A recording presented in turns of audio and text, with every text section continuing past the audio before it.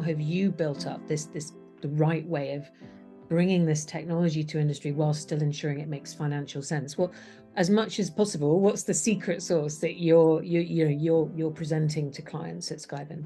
The so-called secret sauce, sort of came about through a lot of working with real manufacturing customers and trying to solve their actual problems on the ground. Industrial heat is commonly considered a hard-to-abate sector. We found that it does take, in many cases, public funding, right? Grants, incentives, that sort of thing, to help out. But then companies like us, the big need is to be able to incorporate public funding into our offerings. And so we were pretty cutting edge on this in our ability to build a unique financial offering where we combine public funding plus project finance, plus we always put money in ourselves. We put our own skin in the game on projects in order to be able to deliver a financial opportunity that's compelling for an industrial manufacturer. Welcome back to the Decarb Connect podcast. My name is Alex Cameron. I'm the founder of Decarb Connect, and I am very pleased to be joined today by Arun Gupta, who's the CEO of Skyven. We're going to be talking about something that we hear a lot about actually through our industrial clients as well as our technology clients, which is how do we go about scaling the technology that's most critical to industrial decarbonization. So Arun, you've got an amazing background. I know you spent some time at Texas Instruments. You've had 10 years or so at Skyven. Let me ask you to kick us off with just that classic Alex Cameron podcast question that I ask all my guests. How have you arrived at this point in time? Tell us a bit about what's brought you to this work. Well, thanks so much, Alex. We really appreciate your podcast and the opportunity to discuss our work and decarbonization in general. So a little bit about myself. I have a background in engineering, a PhD in electromechanical engineering. And, as cheesy as it sounds, I just believe that my mission on Earth is to make a positive impact, kind of the biggest positive impact I can make. And to me, there's two areas that are of personal importance, and that's healthcare and the environment / climate change. The founding of Skyven was a desire to make a big impact in the environment and climate change, and in particular, industrial process heat is an enormous, deeply underinvested space, and kind of presented an opportunity for me to produce the largest positive impact in the world that I could possibly produce, and that's how I got here. So where did that first kind of, the root for Skyven come from? What was it that you were working on that made you pick that very specific area of, anywhere you could have gone in the climate space and you focused in on industrial heat? What was it that triggered that for you? Yeah, that's a great question, because in 2013, industrial heat was certainly not a hot topic, so to speak. And so what actually came about it from a technology angle, right? So the technology background, I had previously been working as a design engineer for Texas Instruments, DLP stands for Digital Light Products. I was a design engineer for a business unit that makes chips for projectors. They have like a 95% market share of cinema projectors, and so I built a lot of expertise around manipulating light and manipulating projector light to paint a picture on a screen, and saw an opportunity to apply that expertise in solar and solar thermal in particular, to manipulate a different light source, which is the sun, to do something different, which is concentrate sunlight to capture the heat in sunlight. So Skyven was originally started as a concentrating solar thermal company, and we originally looked at the concentrating solar thermal space, and solar power generation, by 2013 had kind of been won by photovoltaics. Photovoltaics was kind of the clear answer into how to do that. But there was not a clear answer in industrial heat. That seemed to be a giant white space.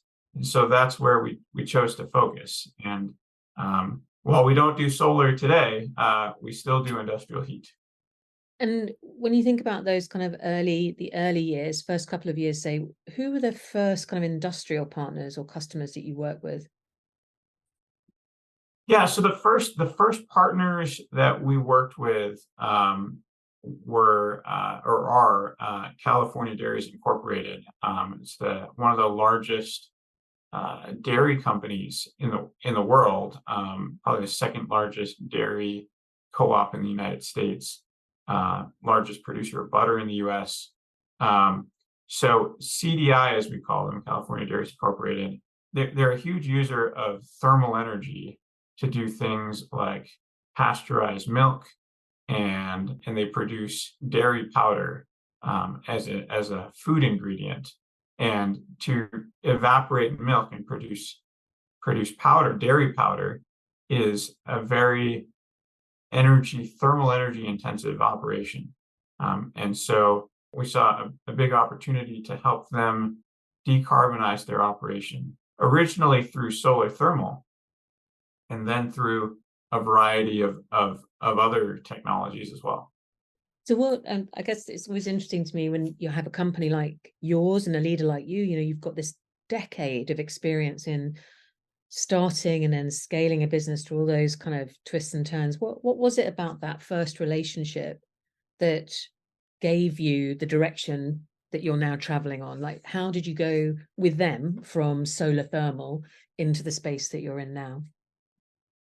Yeah, so I think what we found with CDI is that the big opportunity to decarbonize industrial manufacturing requires both technology plus finance plus the know-how and wherewithal to implement real projects in manufacturing sites, which is non-trivial. We'll talk about that. But having to combine all three, which is something that the original concept was to combine all three.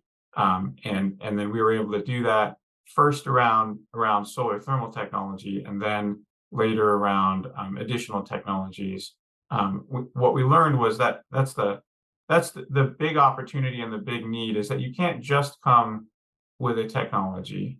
You can't just come with the finance. And if you're just a project implementer, there's lots of project implementers out there already. You need to have all three combined into a single offering. And that's the big unlock. Okay. And then, so a decade on, you're now an energy as service company, but you have this focus on industrial heat pumps, which I think is a technology that even a year ago, I wasn't really hearing about as much, but now I'm hearing more and more, both from our clients and from different types of companies, that this is a kind of really interesting opportunity for a lot of industrial. So tell us a little bit about that, how you've come to this focus, and what specifically, what is it that you are delivering through the industrial heat pumps that you're developing? Yeah, so industrial heat pumps have the opportunity to reduce emissions in the medium and low temperature industrial process heat space, not by a little, but by a lot. Up to 100%, probably something like 70% on average. When I say medium to low temperatures, that's temperatures up to about 400 Fahrenheit, which are very common temperatures in the food and beverage, chemicals, and pulp and paper industries, which account for nearly half of industrial emissions.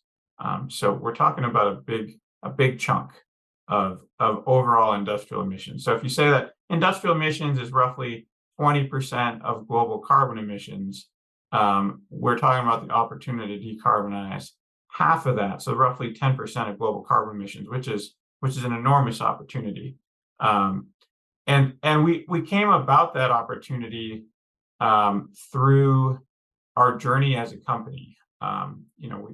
As we talked about, we've been in this space for 10 years now, and as we moved on and started to look beyond solar thermal, what we found an opportunity for heat pumps, originally for a particular customer that we were working with in the ethanol and spirits distillation space.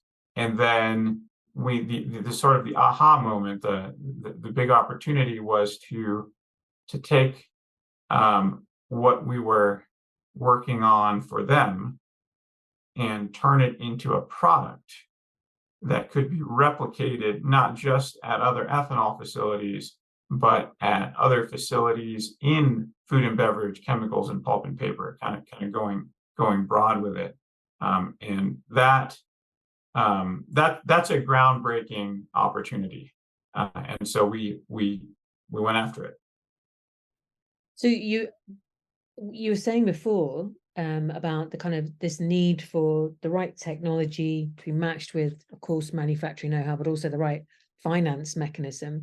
So how have you kind of determined, or how have you built up the right way of bringing this technology to industry while still ensuring it makes financial sense? Well, as much as possible, what's the secret sauce that you're presenting to clients at Skyven?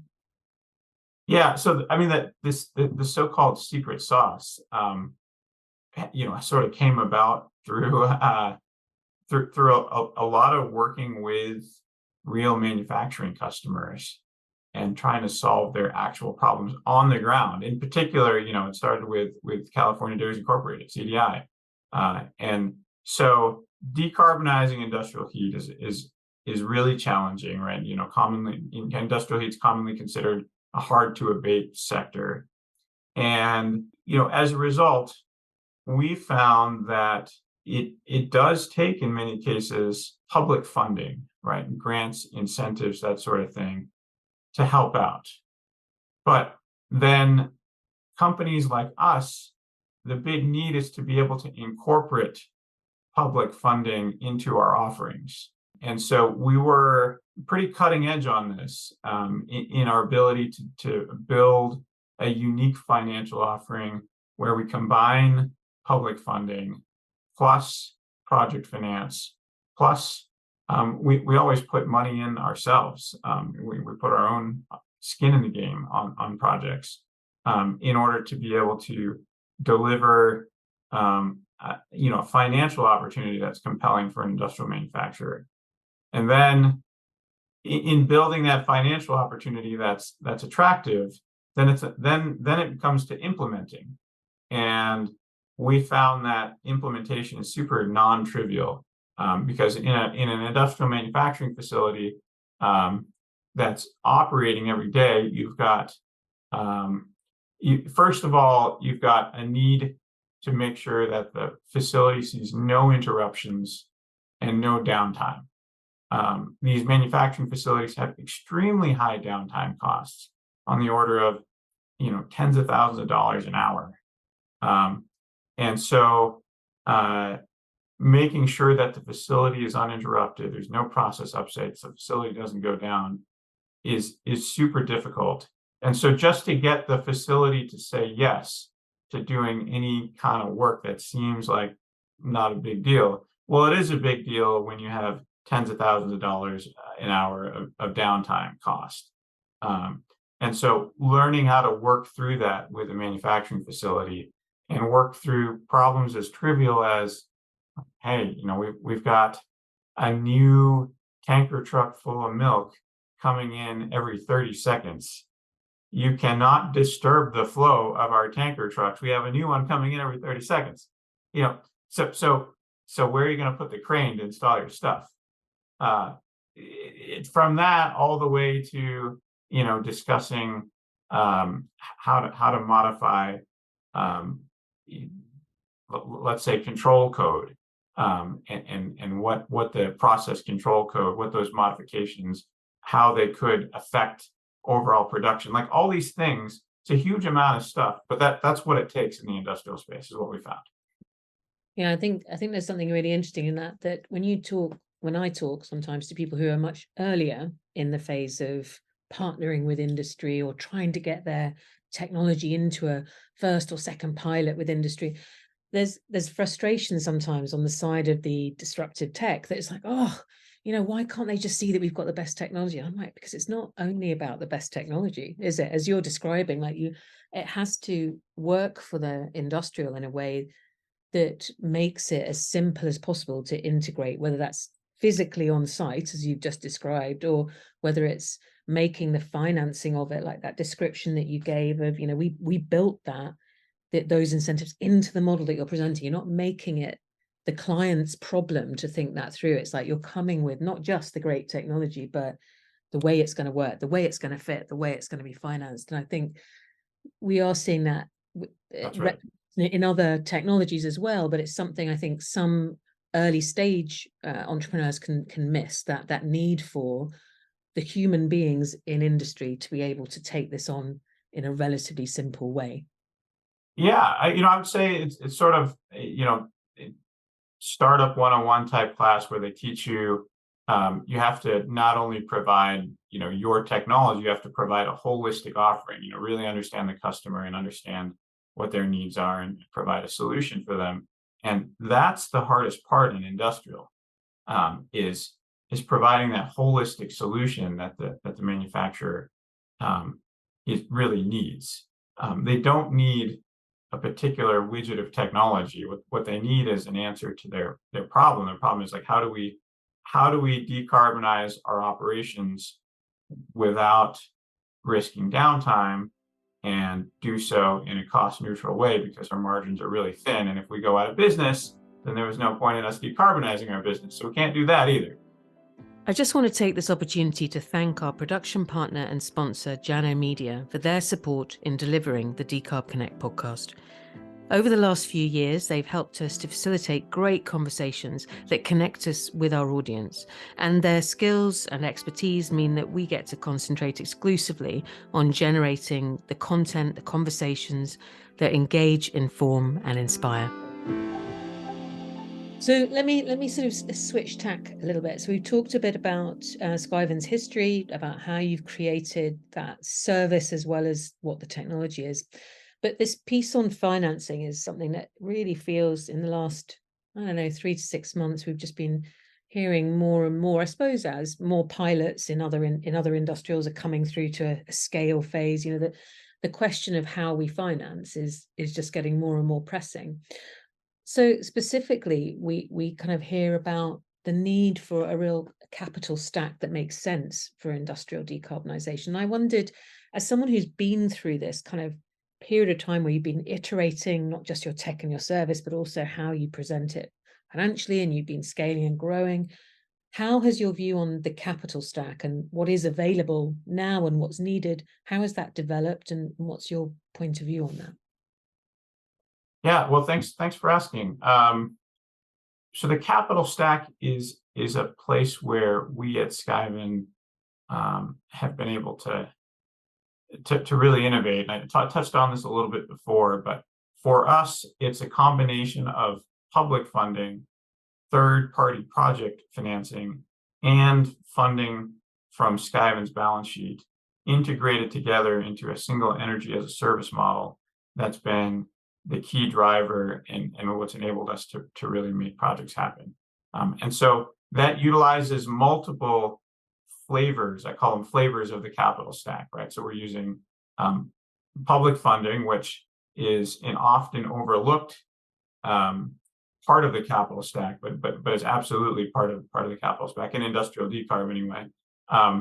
And then third-party project financing is a very broad space, and can range everything from bank debt to more complex specialty project financing vehicles. And there's a large number of players that space. And all of them, like we essentially talk to all of them, and we work hard to fit our like a financial opportunity with the particular risk and reward appetite for a wide variety of different finance players, in order to build a larger picture of like here's an integrated offering for a customer that also matches with the capital provider. So I get a lot of questions as to like, well, why can't a manufacturer just go to a project finance provider directly? And you know, they absolutely can, but matching the project and the industrial manufacturer's financial needs and project needs with any particular project finance fund or project finance outfit's risk and reward appetite, that's also non-trivial. And so we find that like we have to kind of slice and dice risk and reward in order to match the two together. It's not a language that industrial manufacturers speak or have had to speak before, and that's the opportunity for a technology provider that learns how to speak both languages, learns how to speak the industrial language and the finance language, to be able to marry the two. Was that, I mean, you said that obviously you'd started out with the PhD in electromechanical engineering. You then had this time at Texas Instruments. You hadn't come through a track that made you a finance expert. So was it something that you found actually I adapted to it quite easily? Was it something that sort of just made sense to you, or did you find it was something that you really had to build up over those first few years of doing business? How did you personally adapt to the need for that kind of ability to communicate with those kinds of partners? Yeah, it was a long learning curve, to be honest. You know, and again, being 10 years into this, the advantage is that we at Skyven have had the time and the opportunity to learn and come up that learning curve. But it is a steep and challenging learning curve. And we had the benefit of being able to work with some people in the industry that you know, sort of cut their teeth by figuring out how to finance solar back when solar financing was a new thing. Like today, it's not a new thing. There's lots of outfits that do it. It's fairly standardized, but it wasn't always that way. And so there are some folks that we've worked with that originally figured out how to do it. You know, one of the gentlemen we work with, you know, was a critical player in financing the very first utility scale solar deal with Sun Edison and Jigger Shaw back in the day. And so, you know, learning from them has helped me get up the learning curve, because without that, there'd be no way. And what's your, I mean, again, as we're kind of finding out from you are well connected throughout the kind of different stages of investors and so forth. What's your sense of, to what extent is that ecosystem working to help scale essential decarbonization tech at the moment? Like, are there enough of the right forms of capital? Are there the right investors with the knowledge to help do it? We hear, I guess, you know, for every person who's like, the investors have got it. Yeah, we've got our partners. We also hear from people who are like, constantly coming up against the need to kind of almost educate investors that they're coming into contact with. What's your personal take on the investor and finance ecosystem and what you're seeing? Well, without sounding like a broken record, you know, I think I think the capital is there, the appetite is there. I think folks are now seeing that industrial, you know, is a really big portion of the whole climate change, you know, problem, and needs to be a big part of the solution. So the appetite is there, but there remains a need to translate, to put things into, to really understand particular investors' risk and reward appetite, and then be able to present something to them that matches what they're looking for. That's critical. And a lot of folks just, they think of capital and they think of, venture capital. It has an important place in the overall picture, but it does not constitute the whole picture by any means. And so these other portions of the capital stack, which include various forms of private equity, as well as infrastructure funds, as well as, even raising directly from high net worth individuals or raising from people that are connected to high net worth individuals. Like there's a lot of capital out there, and they all are looking for something a little different. And so it is critical to translate, to match the opportunity with the money.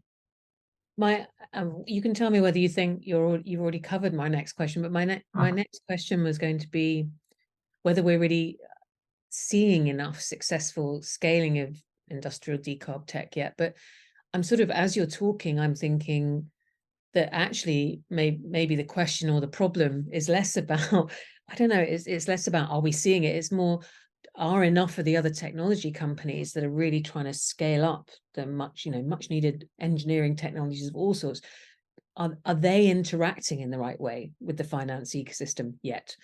Because it feels like, we have this constant kind of conversation, it feels, with our members at the moment. Oh, we need technology to scale. We need technology to scale. And at the same time, we're hearing, well, we have the technologies we need. It's just, how do we get them there? So I'm getting to a point with this question, I promise, which is, do you think that's more of an issue of the investor ecosystem and how it relates to and looks at industrial decarb? Or is it that we need to see a kind of a shift in how the tech companies themselves are engaging with finance in order to kind of unleash that next phase of scale? What's your sense of where the challenge really sits at the moment in the broader kind of scaling of industrial decarb tech? Well, in any good partnership, right? You got to meet in the middle, and I think like this is characteristic in that there is an opportunity. There's a big opportunity for investors to get more familiar with industrial decarb and better understand the risks associated with it and better understand the opportunities. And just get more comfortable with the space in general. So that's a big opportunity. At the same time, there's a big opportunity for technology companies to understand what the capital needs. Same way there's an opportunity for them to understand what the manufacturer needs, right? The manufacturer needs low risk from an operation standpoint, right? They need cost neutrality with deep decarbonization, and then the capital needs. They need. It's pretty classic, right? They need reward that is commensurate with the risk that they're taking. But the opportunity is also to understand and be able to communicate what the risks really are. And so on both sides, I think both sides, can kind of meet in the middle, and then that's where, when that happens, we'll really be able to make a lot of progress. Because to be clear, we're moving too slow in this space. I think in industrial in particular, things didn't really get moving until recently, and so we're super excited that it's now a big topic and something that a lot of folks are hearing about, and we're hearing from a lot of investors that they're now very interested in industrial decarb and interested in learning more, and that's really exciting because we really need that. But because we started a bit later than we did in transportation and decarbonizing the grid, we need to move faster. Mm-hmm. Okay, well, one kind of big blocky question that sometimes comes up when we're talking with tech companies is to do with supply chain that's going to be needed, the supply chain that's going to be needed to kind of rise up to support expansion of these technologies. What's your sense of that? What are the kind of the realities and the materials needed for industrial decarb in general, and specifically for you and your team? And yeah, are you seeing, do you think that is a problem or a challenge, or is it something that you're seeing actually it's kind of, it's keeping pace with us, it's building with us. What's your sense of that supply chain that will back up what you're doing? Yeah, supply chain, and especially in industrials, is a big challenge, and just something that everyone needs to consider, as they're putting together the offerings. Supply chain can often dominate the schedule in deploying decarbonization technology. Electrical equipment, and this is not just for industrial, by the way. Anyone who's working on large scale electrification will tell you, I'm sure you've had people tell you before, large scale electrical equipment is on deep back order. We're talking 1, maybe 2 years lead time. And that really slows things down. And that's just for electrical equipment. And then other things like piping and plumbing based equipment, also have relatively long lead times. And so the thing about industrial is that industrial provides an opportunity for large scale, which means you need the big stuff. And the big stuff takes time to get through supply chain. And so for our approach to it is to just kind of comprehend where the supply chain, where the markets are at, and incorporate that into, both the picture for the industrial manufacturers as well as for the finance parties. Mm. And so we sort of started this out by talking about how your first partners, your first clients in this space. Where are you at now? Like, tell me. I know you mentioned that you're not just in food and beverage anymore. You're now operating in paper and pulp. Where can industrial heat pumps take you and your team in terms of the kind of the reach client base, the reach of client base that you're looking at? Yeah, so today Skyven we're an energy as a service and vertically integrated technology company that we're focused specifically on a steam generating heat pump called Skyven Arcturus. It is the world's first commercially ready and fully demonstrated industrial steam generating heat pump technology, right? It's been demonstrated at full scale, and we have built it into a replicable product to be replicated across pulp and paper, food and beverage, and the chemicals industries. So we're building a large pipeline of projects and aggregating these projects together to the tune of billions of dollars. And our goal is to build them essentially in parallel, not perfectly in parallel, there'll be some staggering, but they're effectively in parallel in order to drive down the cost of the technology through economies of scale and standardization, of course. Because we find that to do smaller scale projects in the industrial sector becomes really challenging to get the best contractors, the best engineering firms to focus on small projects. And by putting together a large number of projects and aggregating them together, up to the billions in scale, we're able to generate enough volume to bring in the best contractors, the best engineering firms, the best project finance firms. And also it's also what industry is looking for. They're not looking for one-off projects. They're looking for scalability and replicability. And so that's the way you're seeing the project landscape in terms of your team. How big are you guys now, and what's the kind of, what if you think about the next 12, 24 months, what does the future hold for the team and for the business? Yeah, so today we're a team of roughly 30 people, and over the next year or two, the opportunity is to roughly triple in size in order to be able to take on billion-dollar deployments. And even then, like part of our DNA is to run our business lean and mean, and so tripling size to 100 people, but taking on billions in deployment is still quite lean, and that's the way we like to operate here at Skyven. And financing for yourselves, have you got a financing round in the works, or what are you looking ahead to in that way? Yeah, so I mean, 2024, like this upcoming year, is going to be a really, really big year for us. We are raising, or will be raising in the next 6 months, um, uh, about 500 million in total capital. But that is split among many different flavors. That's really about $1 billion in total capital, but that's split in many different flavors, including public grant finance and incentive financing, plus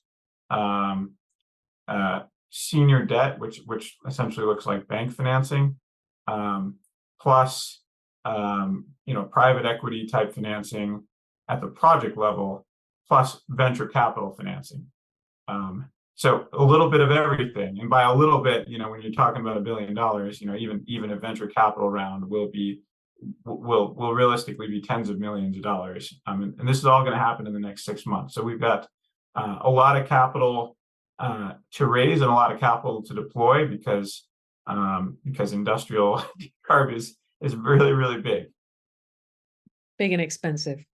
Yeah. Well, big and expensive, but it's also an enormous financial opportunity, right? And that's the key, is that there's an opportunity to deploy this capital to earn the returns that each one of those flavors of capital is looking for. Yeah, and I also think, from our side of it, which is on the other side of your clients, if you like, we just see so much demand for these technologies that are proven. It's not, there's no shortage of companies looking for, whether it's energy as service broadly, whether it's heat pumps, whether it's carbon capture, whatever. There's so much demand, especially when, as you've been talking about, when you can bring the answer to how we finance it, because that really is, for many of our industrials, that's the big kind of question mark. Is just, that's the thing that can sometimes make a conversation stutter, when otherwise there's huge momentum and interest in moving something forward. And you've clearly built that pathway, you've built that approach. So yeah, fantastic. Well, good luck with the financing round. I don't think you're going to need it. It sounds like you've basically done an MBA in advanced financing for industrial decarb over the last decade. So I'm sure you'll find the right partners to support your growth. But thank you, Arun. Really good to hear from you, and really interesting to get both the perspective on the technology and who you're serving, but also how we can scale these types of technologies as well. Absolutely. Alex, thank you again for the opportunity. This was really great. At Jano Media, we recognise that great content has the power to create impactful and positive change for lives and society.